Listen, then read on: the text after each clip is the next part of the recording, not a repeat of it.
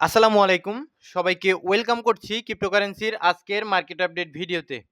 আর আজকের ভিডিও শুরু করার আগে একটি ডিসক্লেমার, আমি ভিডিও তৈরি করি সবসময় এডুকেশনাল ভিডিও। সুতরাং আজকের ভিডিওটিও একটি এডুকেশনাল ভিডিও। তো আপনারা যদি ক্রিপ্টো মার্কেটের হিট ম্যাপে চলে আসেন, সেই ক্ষেত্রে স্পষ্ট দেখতে পাচ্ছেন মোটামুটি বিটকয়েন সহ বেশ কিছু অল কয়েনের মধ্যে ভালো রকমের একটা পাম্প চলে এসেছে এবং আপনারা যদি আমাদের টেলিগ্রাম চ্যানেলে আসেন, সেই ক্ষেত্রে আপনারা দেখতে পাচ্ছেন বেশ কিছু ফান্ডামেন্টাল ভালো নিউজ উঠে এসেছে। তো যার মধ্যে আমাদের সবচাইতে গুরুত্বপূর্ণ এবং সবচাইতে গুড নিউজ ছিল মার্কেটের জন্য আমাদের ডোনাল্ড ট্রাম্পের টুইটের মাধ্যমে আমরা জানতে পেরেছিলাম যে ইসরায়েল এবং ইরানের মধ্যে চলা যুদ্ধে ২ পক্ষই কিন্তু যুদ্ধবিরতিতে সম্মত হয়েছে। সুতরাং এইটা মার্কেটের জন্য খুবই ভালো একটা নিউজ ছিল। যার কারণে কিন্তু মার্কেট মোটামুটি একটা ভালো রকমের পাম্প দেখানোর চেষ্টা করেছে। সো ইনস্ট্যান্ট কিন্তু আমি আমার টেলিগ্রাম চ্যানেলে জানিয়ে দিয়েছিলাম। সুতরাং আপনারা ডেসক্রিপশন বক্সে টেলিগ্রাম চ্যানেলের লিঙ্ক দেওয়া থাকবে। সেইখান থেকে অবশ্যই টেলিগ্রাম চ্যানেলে জয়েন থাকার চেষ্টা করবেন। এবং নিচের দিকে যদি আরো কিছু নিউজ আমরা দেখার চেষ্টা করি, সেই ক্ষেত্রে আরেকটা নিউজ এটাও কিন্তু মোটামুটি একটা ভালো নিউজ ছিল। যেটা ছিল ফেডারেল রিজার্ভের মিশেল বোম্যান জুলাই মাসে রেট কাট করার আহ্বান জানিয়েছেন। কারণ তিনি মনে করেন শুল্কের প্রভাব প্রত্যাশার চাইতেও কম হতে পারে। এটাও মার্কেটের জন্য মোটামুটি একটা ভালো নিউজ ছিল এবং নিচের দিকে যদি আসেন, সেই ক্ষেত্রে আরেকটা নিউজ মোটামুটি আজকে উঠে এসেছে। সেটা ছিল যে আমাদের ফেড চেয়ার জেরোম পাওয়েল আসলে বলেছেন যে তারা আসলে সুদের হার কমাচ্ছেন না, অর্থাৎ রেট কাট করছেন না। কারণ পূর্বাভাসে এই বছর মুদ্রাস্ফীতি উল্লেখযোগ্যভাবে বৃদ্ধি পাবে বলে তারা মনে করছেন। সুতরাং এইটা মার্কেটের জন্য খুব একটা ভালো নিউজ আমার কাছে মনে হয় না। কারণ কি কারণে তারা এখন পর্যন্ত রেট কাটের চিন্তাভাবনা করছেন না, সেটা কিন্তু জেরোম পাওয়েলই ভালো বলতে পারবেন। অন্ততপক্ষে তিনি বারবারই কিন্তু রেট কাটের বিপক্ষে কথা বলছেন, রেট কাট করতে চাইছেন না। আর আপনারা জানেন মার্কেটে আমরা ভালো রকমের একটা মুভমেন্ট যদি পেতে চাই, সেই ক্ষেত্রে অবশ্যই মার্কেটে রেট কাট সহ মানি প্রিন্টিং এর নিউজগুলো অবশ্যই মার্কেটে দরকার এবং মার্কেটে বেশ কিছু প্যানিক ছিল ওয়ারের কারণে। বেশ কিছু প্যানিক মার্কেটে ক্রিয়েট হয়ে গিয়েছিল, যার কারণে কিন্তু মার্কেট আমরা দেখতেছিলাম কয়েকদিন লাগাতার কিন্তু ডাউন করতেছিল। তো যুদ্ধের নিউজটা এখন মোটামুটি শিথিল হয়েছে। দুপক্ষের যুদ্ধবিরতিতে যেহেতু সম্মত হয়েছে, সেই ক্ষেত্রে মোটামুটি এখন যুদ্ধবিরতি মানে কিন্তু ভাই যুদ্ধ একদম শেষ নয়। তারা যুদ্ধবিরতিতে সম্মত হয়েছে। তারা এখন কি করতে পারে, আমার কাছে পার্সোনালি মনে হয় ডোনাল্ড ট্রাম্প কিন্তু এটা নিয়ে আসলে নেগোসিয়েশন করতে পারে এবং ডিল করে ফেলতে পারে।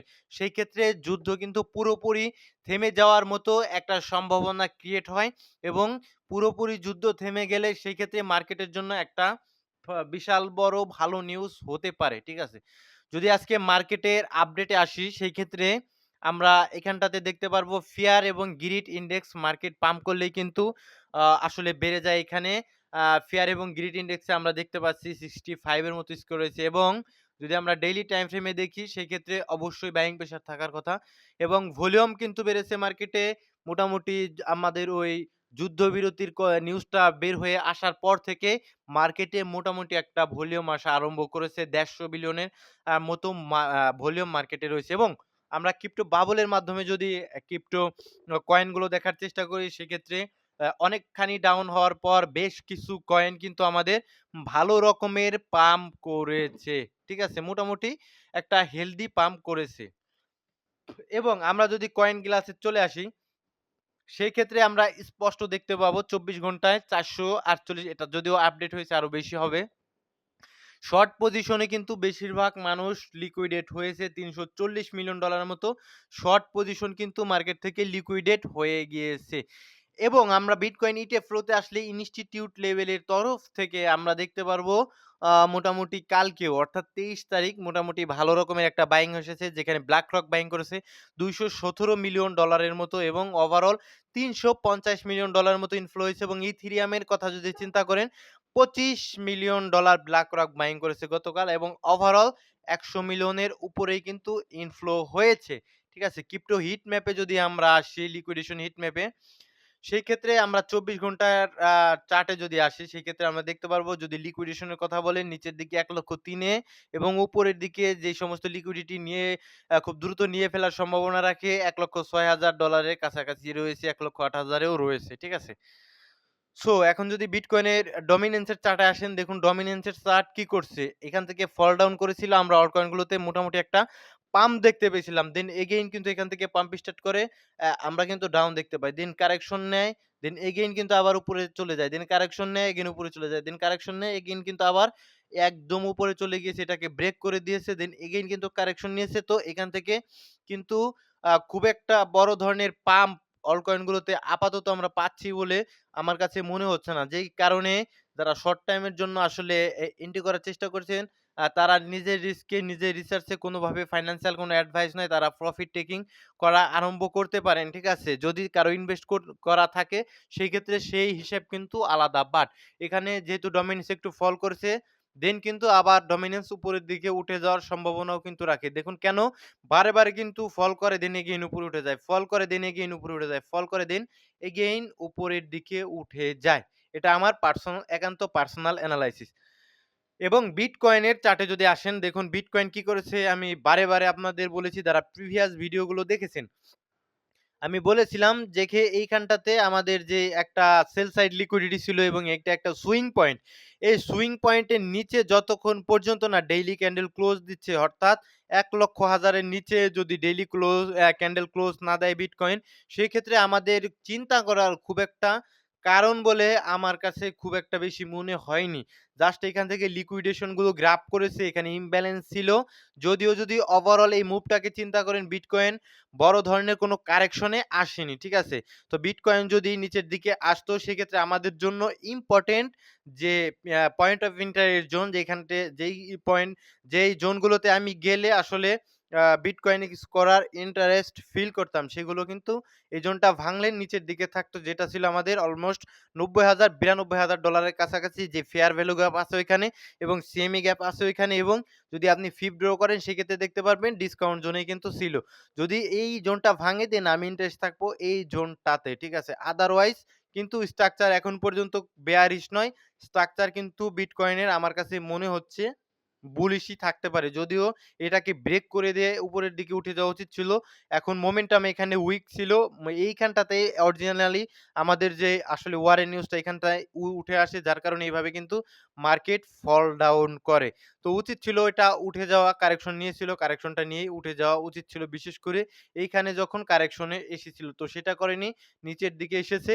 তো এখন পর্যন্ত আমাদের bearish হয়ে যাওয়ার কোনো কারণ আমি আপাতত দেখছি না। ঠিক আছে? তো ইথেরিয়ামের চার্টে আসলে ইথেরিয়ামের টোটাল মুভটা যদি দেখেন একদম লো থেকে হাই পর্যন্ত, ইথেরিয়াম আমাদের এক্সাক্টলি ডিসকাউন্ট জোন 0.5 লেভেল থেকেই পাম্প আসার চেষ্টা করেছে। এটা হওয়া উচিত ছিল বিকজ ইথেরিয়াম ভালো রকমের কোনো কারেকশন দেয়নি। ঠিক আছে? সো ইথেরিয়াম এখন পাম্প করছে। ইথেরিয়ামের পাম্পও আমাদের জন্য ইম্পোর্টেন্ট। ঠিক আছে? দেখা যাক ইথেরিয়াম আগামীতে আমাদের কি করে। ঠিক আছে? তো এটা আমাদের ছিল। এখানে একটা ইমব্যালেন্স ছিল। ইমব্যালেন্সটাকে খুব একটা বেশি রেসপেক্ট করেনি। সেটা ছিল আমাদের প্রিমিয়াম জোনের ইমব্যালেন্স। ঠিক আছে? আর নিচের দিকে যেটা ছিল 0.5 লেভেলে এটা কিন্তু টাচ করেছে। যদি দেখুন একটু জুম করে, এটা কিন্তু টাচ করেছে এক্সাক্টলি 0.5 লেভেলের নিচের যে ইমব্যালেন্সটা এটা কিন্তু হালকা টাচ করে প্রাইস আবার উপরের দিকে উঠে যাচ্ছে। এখন যদি কমেন্ট পড়ি, সেক্ষেত্রে অল্প কিছু কমেন্ট পড়ে ভিডিও শেষ করে দেওয়ার চেষ্টা করব। ঠিক আছে? Kayah coin. সো দেখুন কাইয়া কয়েনটা লেয়ার 1 এর একটা প্রজেক্ট। ঠিক আছে? এটার মার্কেট ক্যাপ যদি দেখেন আপনি, সেক্ষেত্রে কিছুটা বেড়েছিল, দেন আবার এগেইন কমে, আবার বাড়ে, দেন এগেইন কিন্তু কমে। তো এখন আবার বেড়ে যাচ্ছে, দেন এগেইন কিন্তু আবার কমে যাওয়ারও সম্ভাবনা থাকে। সেই ক্ষেত্রে অবশ্যই যারা প্রফিট টেকিং করবেন তারা কিন্তু প্রফিট টেকিং করে নিবেন, কোনোভাবে কোনো ফাইন্যান্সিয়াল অ্যাডভাইস নয়। দেন কিন্তু আবার আপনারা সুযোগ পেলে আবার বাইং করতে হয়তোবা করতে পারেন। কারণ আবার হয়তোবা উপরের দিকে উঠে আসতে পারে। এভাবেই হয়তোবা আপনার এনালাইসিস করতে হয়। আদারওয়াইজ যদি এর চার্টে আসেন, সেক্ষেত্রে স্ট্রাকচার আমি দেখছি এখানে এইখানে একটা সাপ্লাই জোন রয়েছে, যেটা আপনি ডেইলি টাইম ফ্রেমে দেখতে পাচ্ছেন। যেখান থেকে আমাদের রিজেকশন হওয়ার সম্ভাবনা থাকে। ঠিক আছে? সো এই যে এখানটাতে একটা সাপ্লাই জোন রয়েছে। ঠিক আছে? সো এই সাপ্লাই জোনটাতে টাচ করলে হয়তোবা রিজেকশন আসার সম্ভাবনা থাকে। সুতরাং আর কিছু বলব না। ঠিক আছে? তো নেক্সট এর এটা একটা নতুন কয়েনের নাম বলেছেন। কয়েনটা আসলে নতুন একদমই। Solana পাম্প করলে এই কয়েনটা পাম্প আসার চেষ্টা করবে। Solana ডেক্স হিসেবে আছে সম্ভবত। যদি আপনি ওয়েবসাইটে যান সেক্ষেত্রে আরো পরিষ্কার হয়ে যাবেন। লেন্ডিং প্রোটোকল সম্ভবত মেক্সিমাম আমি যতটুকু জানি, ঠিক আছে? Solana লেন্ডিং প্রোটোকল হওয়ার সম্ভাবনাই থাকতে পারে। ঠিক আছে? লিকুইডিটি প্রোভাইড সহ বিভিন্ন ধরনের কাজ ব্রোটর এগুলো করতে পারবেন আপনারা এই ওয়েবসাইটের মাধ্যমে। ঠিক আছে? স্টেকিং করতে পারবেন। সুতরাং Solana পাম্প করলে এই কয়েনটা পাম্প আসার সম্ভাবনা থাকে। ঠিক আছে? সেক্ষেত্রে আপনার নিজের রিস্কে আপনি রাখলে হয়তোবা রাখতে পারেন। আ ফিদা অ্যান্ড নটফিক্সেল লং টাইম এর জন্য আমি পার্সোনালি নিজে নিব না। ঠিক আছে?